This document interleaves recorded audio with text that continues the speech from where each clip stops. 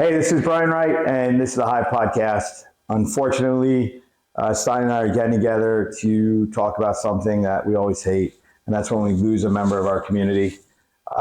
Unfortunately, it's something that's happened rather consistently over the past couple of years, all for different reasons.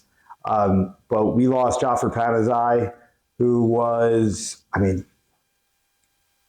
I knew him in his teens. I don't even know if he had graduated high school yet when I met him. I don't think he did. I think both him and Jay were still in high school. Well, I know Jay was. The first time we met, they fought in a tournament that I held, and they were 16. Yes. So then Jaffer joined us within a couple months of that. So yeah, he had to be like 16, 17 years old. How old was he when he passed? I don't even know. Old Jay. I think he was around 40. Close to it. I don't think he hit 40 yet, yeah, but I think he was close to it. So this is somebody that has been a part of our community for a very long time. In the beginning years of what I did, I had a right and a left hand, and that was Jay and Jaffer. Jaffer ended up going his own way at one point.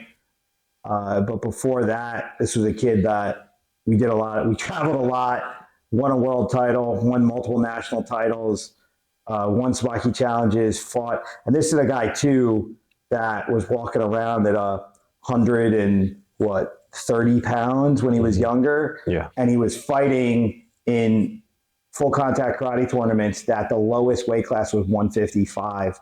He was outsized 20, 30, 40 pounds at a time. And, you know, if they had another division or he was a little bit bigger, his earlier career could have been better. But then when he got into kickboxing, he actually got to fight guys his own weight class. That's when he really started to shine, and that's where he really found his own way. That's when he left and he did go his own way. Fortunately for me, I was able to reconnect with him over the last year after us having a little bit of a separation and then a little bit of friction. And then we found the opportunity to come back together. We reconnected and we kind of fell into training again. And I knew that he had issues, but we were trying to solve them together. And then unfortunately he's passed. I don't really know all the circumstances, but from what I'm hearing is that he may have succumbed to having a heart attack, which is pretty wild, that a guy that age. Mm-hmm. So, but again, you got to be careful with the choices you make because they all catch up to you eventually. So I know you knew him. I was 17 and I'll be 33 pretty soon. So yeah, almost, what is that, 15 years, 16 years? Yeah, where's your mic? So, yeah, talk a little louder. So I knew Joff probably 15, 16 years. Actually had a couple fights under him. Yep. When you had your straying from things too. Yeah, everybody always comes back home, right? Yeah. It's we were kind of talking about it last night, that this lifestyle and the things that come with it, the stress, some drug use, both recreational and perhaps performance. Some people engage in some of that, some people engage in all of that. And unfortunately, like you said, eventually it catches up with you. So you really got to play your cards right from the start in this business. I don't want to be mistaken for anything I say as being overly critical of Joff. I will define everything I say as this. Joff was always well-intended. Mm-hmm. He always had a very strong vision of what he thought was going to be the best solution. Correct. He didn't always agree on that. And that created friction because as the older person with more experience, the young guy with no experience, but having these ideas, at times didn't work out. And my immaturity with his immaturity did not mesh at a certain point. But then eventually, you know, life and loss and everything comes together. And then we came back in a mature place and we were able to have a better relationship. But I think I had a very normal arc with him that young, stupid people have. And I'm including myself in the young and stupid part of this. It's not him. This was him and I. And I think that the inexperience that I had with the culture, I didn't see a lot of what was happening to him when he left. I was not aware of how damaging the lifestyle was becoming. I didn't know how bad it was until he came back, and he was very straightforward with me of what was going on. I had a run-in with him that didn't go well, and people are like, that's drugs and alcohol. I'm like, Jesus, this is really bad. But again, we're not together. I don't see it again. And then I start to see it and see it and see it and hear about it. And yeah, he struggled. It's funny. I said to you or to Perenni yesterday, I said something that's like, I have a reputation as a hater and a dick, but I'm really not. I care about these people, and I refuse to compromise what I know is right and healthy and human for the crap that other people sell people. And a guy like Jaffer had a lot of really bad people around him, as do a lot of people in this sport that fed into his weaknesses, not his strength, because they were weak and they were looking for a partner that they could be mediocre together while pretending to be great. And there was a lot of self-abuse, and then there was a lot of abuse from people around him. And it was just like this really weird, toxic mix that this fucking combat sport business can become.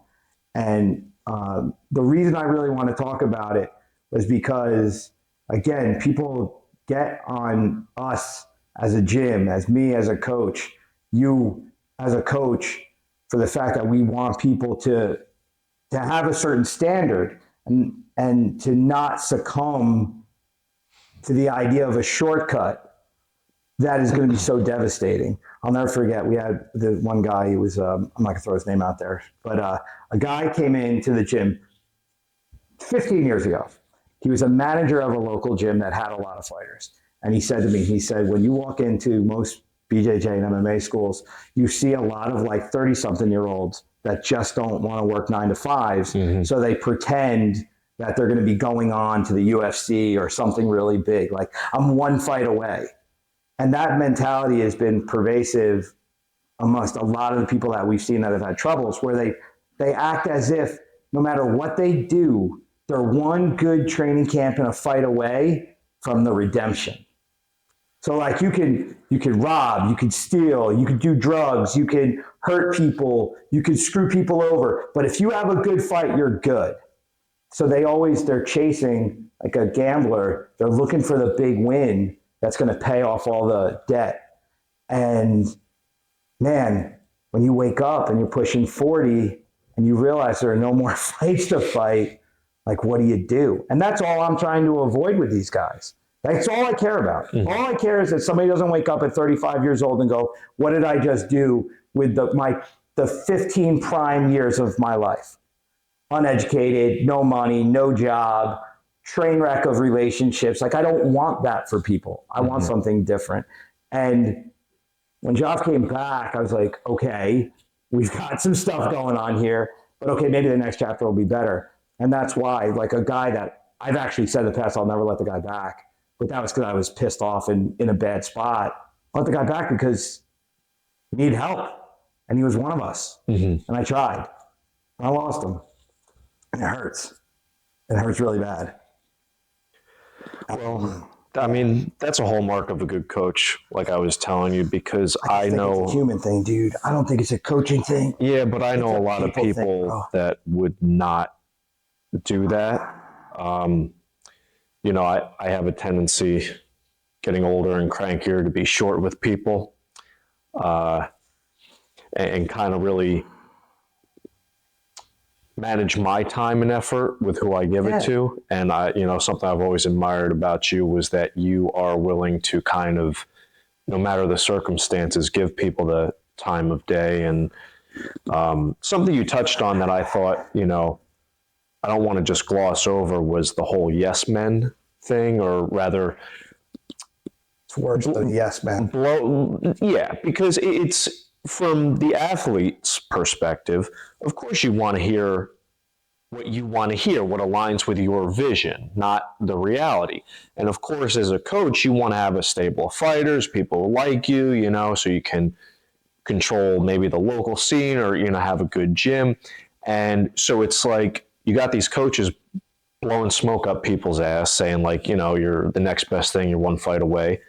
And then you have the fighters who are believing this. Nobody ever wants to face that reality. And something that, I like to think I'm very introspective. And I think one of the reasons I am is because I've been with you for so long, that even from a young age, I think you were one of the only people that really, even at 16, 17, 18 years old, was like, hey, you're fucking up. Like, like what you're doing is not good. Because, everybody would always pat me on the back and be like, you're young, you'll figure it out. Oh, it happens. And you were kind of like, honestly, probably the only person that was ever like, listen, what you're doing is not right. It's not going to yield you any results. And I think it was the wake-up call I needed, and I think that's kind of where you get that reputation of maybe being a bit of a grouch, like you said last night. Because I'm telling you what you don't want to hear, but it's what you need to know. And that's the hardest part of the job. Like, I have to live with myself. Like, living with myself is not about what fights we go and win. It's really about who we are in the process of winning and losing that matters to me. I mean, dude, my kids are running around the background of this. Like, it's important for me to show them that you have to believe in people's potential. I need a partner in that. When I was younger, I thought I could fix everybody, or it was my job to try. Mm-hmm. But the fucked up part was I would try to fix people that weren't prepared, and I would lose people that were trying to just maintain and win, because I was like, oh, I got to fix this guy. Right. You're good. And I wasn't giving them time, and I screwed it up. Yeah. But then over time, you realize it's like, okay, there has to be a balance here. You have to show a desire to do this. Mm-hmm. You have to meet me halfway at least. And the people that are meeting me full on and are exceeding even my own efforts, these are the ones that I got to give my time to, because it's their career. And I'm looking at the other ones and I'm like, yeah, this is life and death. Like, people act like this is inconsequential. It's like a game we play. This is not a game. This is your life. If you're aspiring to be a fighter, this is your life. And if you don't do this right, you could die. Mm-hmm. You could end up with brain damage. You could end up with debilitating injury. You could end up with a shortened lifespan because you go and you do drugs and you listen to the wrong guy. You want to be faster, take this, take that. Mm-hmm. There's so many predatory people in this business that are like, drink it, smoke it, shoot it, you'll be fine. Mm-hmm. You can do that, And the biggest issue is, again, I've been saying this for years. Combat sports is the worst for an insecure person because it makes you feel famous while you're broke. So like, you fight, you're doing an activity that the majority of the public will never have the balls to do. So you get a heaped a ton of praise on you. And then you do it on platforms that have big audiences. So you feel like, oh, I'm known. Okay, I'm doing a thing that's this great thing, and a lot of people see me do it. Mm-hmm. But then when it comes to your paycheck, you make no money. No money in the grand scheme of things. Mm-hmm. I was talking to a guy the other day, entry-level job as a prison guard is like 60 grand. And then you have overtime. You're going to make 75, 80 mm-hmm. in your first year. Yeah. The average UFC fighter is making like 75, 80 grand a year. We're not talking about the top five. We're talking about mm-hmm. everybody else.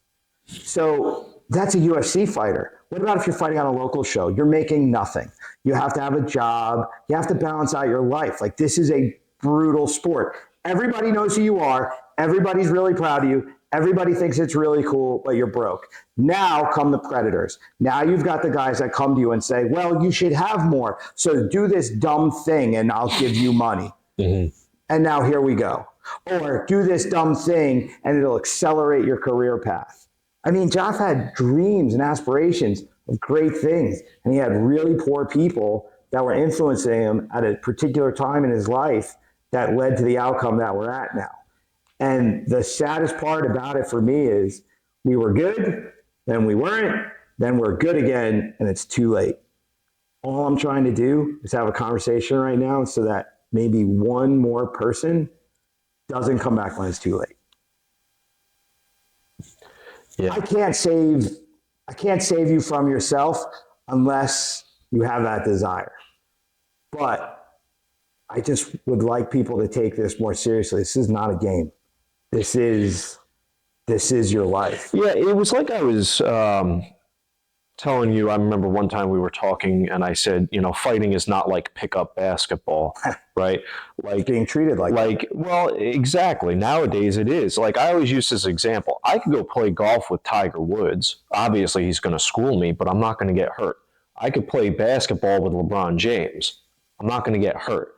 In fighting, if I fought John Jones, you're going to get hurt. Oh, he definitely will hurt you.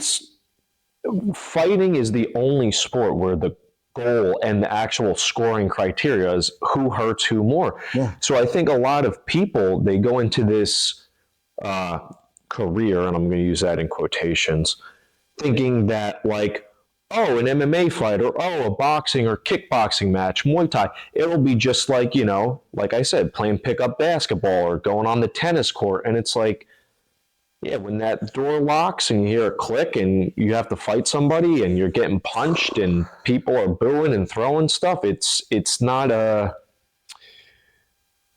lot different. You can't come into anything trying to be famous. Mm-hmm. Combat sports, you can't come into combat sports looking to be famous. You have to come into this and be good and with the kind of the hope that you'll be famous. But you can't come in with the intention. You can't come in with the intention of fame, views, community, love from people you don't know, all this external crap.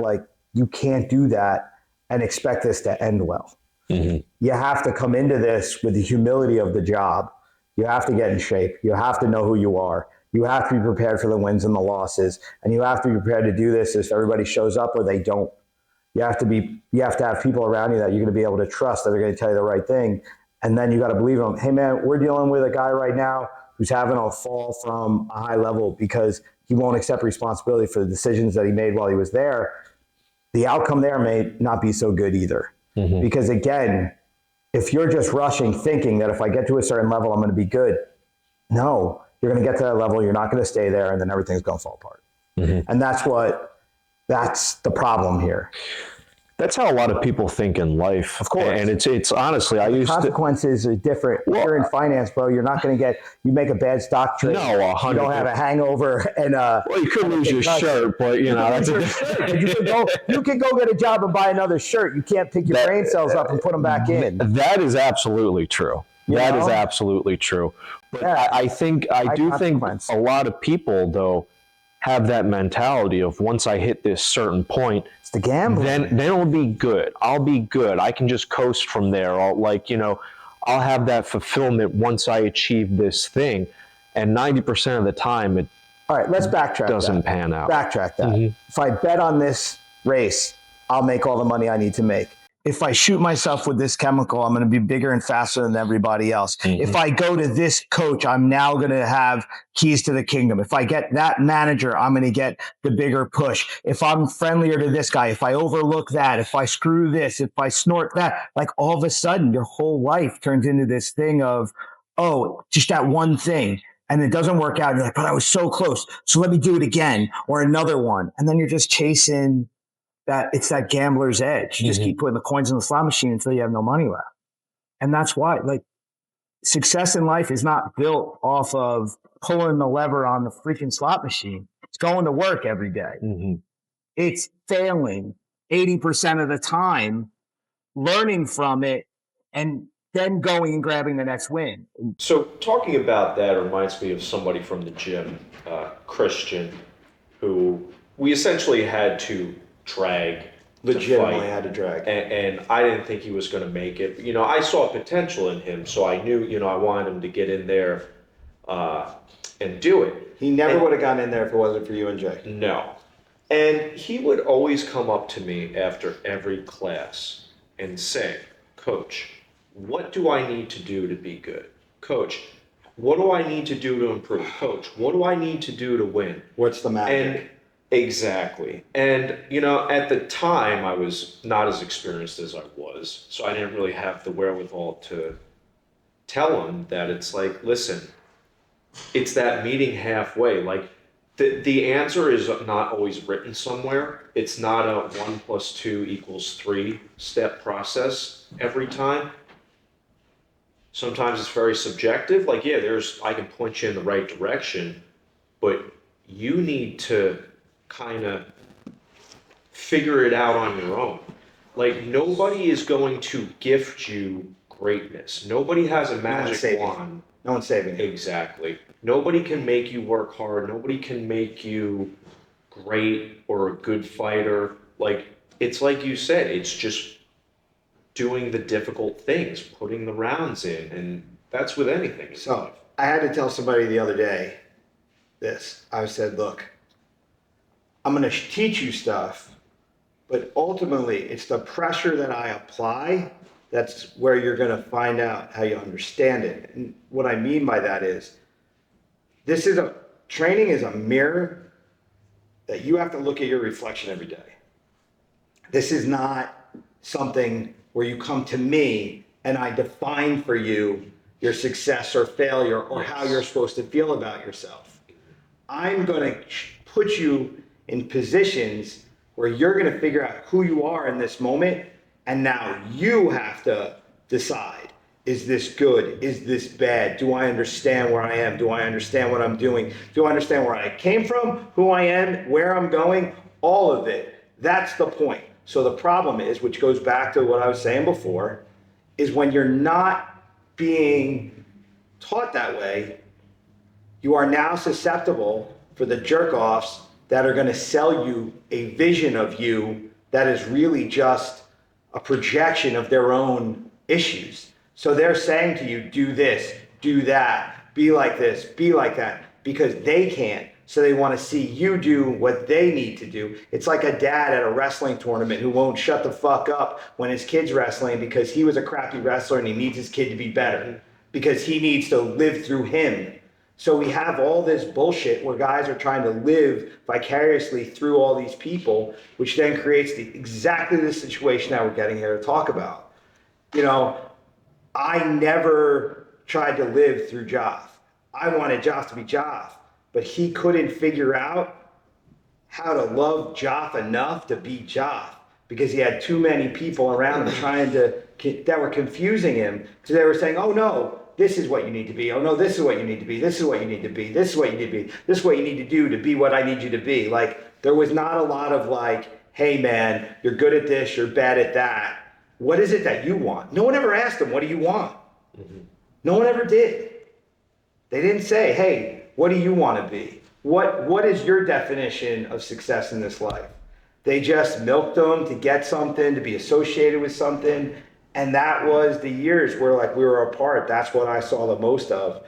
And then, you know, there's a lot of people in the community I see the same crap with. And that's why I see so many weird endings for people. People ending up, you know, a lot of guys go, you know, people go to jail, people lose jobs, people screw up their marriages. They do a lot of stuff because they're buying into a vision that's not theirs. Mm-hmm. And instead of looking in the mirror, they're just listening to stories other people are telling. And that's the problem. So if I tell a story, it's because I'm trying to show you an example of what's possible, not do what I did. Don't go where I went and do what I did. Understand that if I can go places and do things, you can go places and do things. Go to your places, do your things. Rambo was like, yo, I could go to Italy. I said, great. I never did a semester abroad. Mm-hmm. I could have been selfish and said, bro, you're doing really good. You just won WKAs. You should stay home. You should fight. Fuck Italy. You're going to be champ of the world. And I'm like, you're 20, what? 24 years old? Like, you may never get to spend 6 months in another country like that again without a full-time job and whatever. Right. Like, you're never going to be young and see the world again. Go do that. Come back and fight. He's competing and doing stuff over there because, you know, like having the ability to get out of here and to see the world, like it's giving him a different perspective. You know, the Maniac will be back soon and we'll really find out what the story is, but like, it's cool. But again, this has got to be a mirror. You can't just be this like cup that everybody pours their insecurities and aspirations into and expect it to work out well. I think that's true. I think, you know, Jaffer was a gym hopper, and I think that he was kind of always looking for that validation. It's like you said, you know, I would always talk with him because he was retired, which I never agreed with. I always told him that he should keep fighting. I think he could have. He needed it. I think he could have gone further than he did. How many amateur fights he had?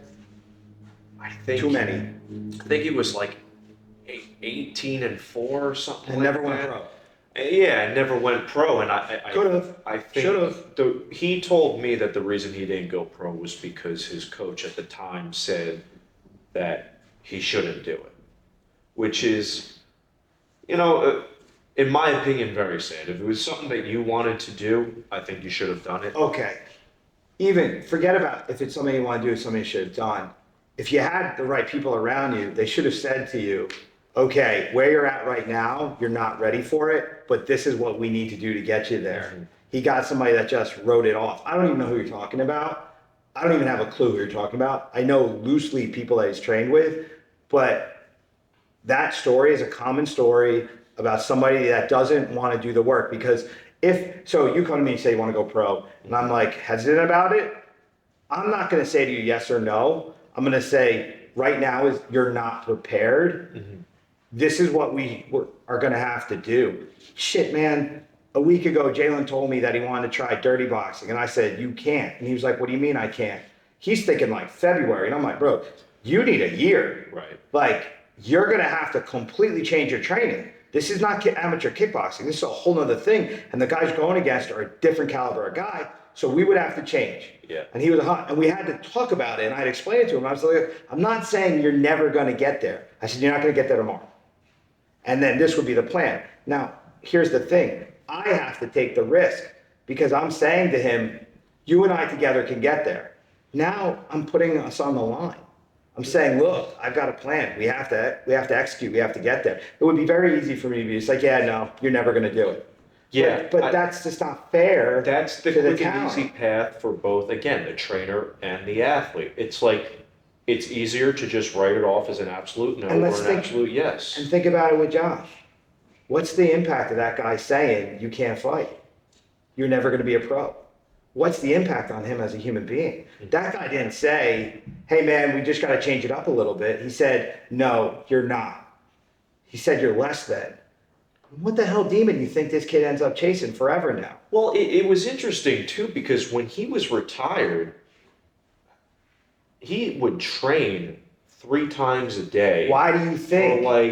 And that I even talked to him about it multiple times. I was like, dude, why do you train so hard? Weights 3 times a week, do a little kickboxing and sparring 3 times a week and call it at that. But, you know, he would always say that he wanted to lead by example, saying that, you know, I gotta show these guys how to train. He wasn't trying to lead by example. He was looking for someone to tell him he's great. Yes. He wasn't leading from the front. He was looking for someone to validate him because not enough people around him got him to understand that validation comes from within. Yes. And that was what we talked about for the last year. And that's why I told you this. I said he needs to stop coaching. This is toxic for him. Mm-hmm. He created a really bad environment because of what we're saying right now. Because he needed praise. He wasn't there to give people anything. He was there to extract something. Right. And I'm saying this because I had that conversation. And he basically told me to go fuck myself. and then came back 6 months later and said, "You're right. I'm done. I'm not teaching anymore in my own place." He said, "I need to be a student again." I said, "Yeah, you got to learn how to listen again. And you got to find yourself as a student again." Yes. And then when you find yourself as a student again, then you've got that foundation to start teaching again. And then the last conversation we had before he hopped on the plane to go back to Pakistan, he hit me with this really rambled thing because I think he was kind of fucked up. But he said to me, he said, "I really want to coach for you again. I want to try and do this again, but I don't want to do it on my own. I want to do it at Killer Bee. I want to do it with you, and I want you to keep me accountable and not let me screw up like I have in the past."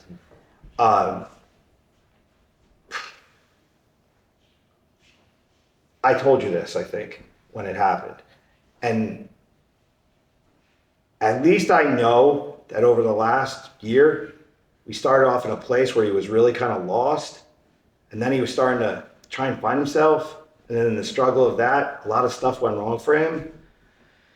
And the demons that he built were, really powerful. But I felt like he was trying again. And however hard it was and his body gave out, whatever, shit, man. I guess at the end, he was just trying. And I think whatever the outcome is on it, for me, at least, I'm hoping that there's some peace from wherever we go.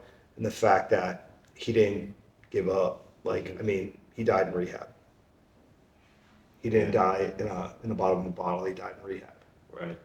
And he was trying, and we were having good conversations, and it wasn't just random stuff, And I said I was sorry for a lot of the things that went wrong with us early on, and he said sorry for a lot of the things that went wrong, and we both made a commitment to accept each other for who we are now instead of who we were, which is a big problem for human beings in general. And so, yeah, I felt like we were in a good spot, and quite honestly, I've been kind of looking at my watch, when's he coming back? And I was very curious to see what the next round could possibly be. Mm-hmm. So yeah, there's not going to be a next round, and that's hard every time. But yeah, it's crazy, man, and it just gets really frustrating when people take this casually. Mm-hmm. And when they don't understand how deep the impact can be on these choices based around this dumb sport that we're in. I watched a video the other day. This guy, Chase Hughes, he's a master of influence. Not influence in terms of manipulating people to get stuff. He studies the influence, the world around us, how it impacts us. Mm-hmm. And how we interact, and how many times we're manipulated in conversations and different things. A podcaster asked him a question I think was the greatest question I ever heard on a podcast. He said, if all your courses disappeared, if all your books were unpublished, if your background was gone, and I just told you you're going to die in 60 seconds, and you need to wrap up everything you've learned to this point in your life in a way that's going to have a positive legacy, and you only have 60 seconds, what are you going to tell me? And I was like, wow. Oh shit. And this is this guy is the thought leader in this space. Yeah. Been on every major show on the planet, bestsellers, governments hire him, crazy stuff. And he said, I'm paraphrasing it. It was along the lines of, it's going to be messy. You're going to fail. You're going to win. None of it matters. Figure out how to enjoy that and take care of the people around you. Mm-hmm. That was it. But I'm it's the universal message. Whenever we go head first into failure, we all are when you get broken down to there's nothing left, you're there's really nothing left and there's no point. Or you say, what the fuck am I getting so upset about? This stuff doesn't really matter. What am I getting so upset about? All this stuff that I created, doesn't really matter. The only thing that really matters is that we understand we're all on the same rock. Whatever your legacy is doesn't even matter. You're never going to see it. You're dead, man. You're dead. Like, I never understood that. But don't let go of the idea that you have an impact beyond your years. Right. But don't don't live for that idea. Just live in a way that actually fundamentally leaves a footprint.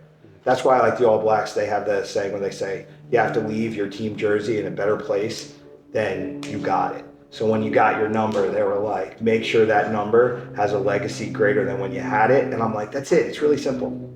Just don't fuck it up for the next guy. Like, try and make it better for the next guy. Right.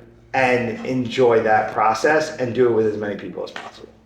And get the fuck offline. That's my other side of it. I mean, I have guys right now. I have a lot of guys in the gym that have addiction issues. My big PSA on this one is like, all the science shows that when you are sitting on your phone and you're click farming and you're just trying to create this fake community, it's the most devastating you can do. Mm-hmm. Like, if you have an look, great, you stop drinking, you stop doing drugs, but you're speaking into the void, you have no relationships except your phone, and you're looking for the clicks and the likes and the whatever, you're tapping into the same part of your brain that the addiction exists. And you're not doing anything good there. Even if you think you're teaching people how to never do what you did, it's a lot better to go find people in the struggle and sit down over a cup of coffee and have a conversation about it for real, instead of this fake, abstract, big digital bullshit. Like, we need to have more connection. And that's why with Joff, like, the most important thing was, it was no more text messages, it was no more phone calls. We actually got together and we trained 2 hours a week. And that gave us opportunity to do stuff. You can't bullshit me when you're standing in front of me. You can't text me you're sober while you're drinking. Mm-hmm. You know, you got to stand in front of me and you're going to stink of booze and you're going to be able to do the work, or you're not. And it was real. And it was too late. It's just too late. So, yeah, man, there's a bunch of you in the gym. There's guys that have been with me for a long time that have known them. And, I thought it was important for us to speak today about this, because you've been through your struggles too, but you're still here with it. And you came out on the other side of it. And you understand the process. And yeah, man, I don't want to lose. I'm going to lose guys to this. We can't help it. It's the nature of the beast. When you have a community as big as us, there's always going to be a percentage of guys that the struggle gets to them. Mm-hmm. But I want to minimize that as much as possible. And anybody who's going to judge me for taking a stand against things that are going to negatively impact people's lives, I mean, I just want to curse right now. I'm going to try not to. But yeah, I have no tolerance for people that are going to take advantage of the stress and the weaknesses that this sport creates within people for their own personal gain. I will always be a person that burns bridges to stop things like that happening. There is no relationship worth the life of another person for me in this dumb sport where we lock ourselves in cages and step into rings and beat the shit out of each other for the entertainment of the mob. Mm-hmm. We're here to make a life for ourselves within this crazy existence, not to strictly entertain. We entertain you to make a life, to find out who we are, to test ourselves, to do good things, not for the love and the adoration of people that really don't care about us, that are only having us here to entertain them. That's it, man. That's my piece. So. I agree. I mean, that's a tough statement to do a follow-up on. Yeah, it is what it is. And again, I got my kids here, and I'm never going to do this in a way that my kids are going to look at me and they're not going to get the right lesson off what we do. I would much rather see them have less but do more and the right thing. So, yeah. I appreciate you coming in and let me bounce this off you a little bit. It was a weird one, man. When you messaged me and you told me that, it's not that it wasn't like the greatest shock in the world because we kind of knew what the situation was. But whenever someone passes, it's not remembering what they did. It's thinking about the things that we're never going to be able to do that makes it so hard. And there's a lot of things that I was hoping he would be able to do and we would be able to do together. And we don't have that opportunity anymore. So that's what hurts. But again, it makes you look at the relationships you've got a little bit differently, hopefully, so that, this doesn't replicate itself too many times. So, yeah. That's my deal. All right. Anything I add? No, I mean, I sometimes I think in situations like this, less is more. I think anything else would just kind of dilute what we said. I think we touched on everything and, made our points and, Jeff's going to be missed. That's it. Yeah. We did a lot of things together, and you can't take any of that away. And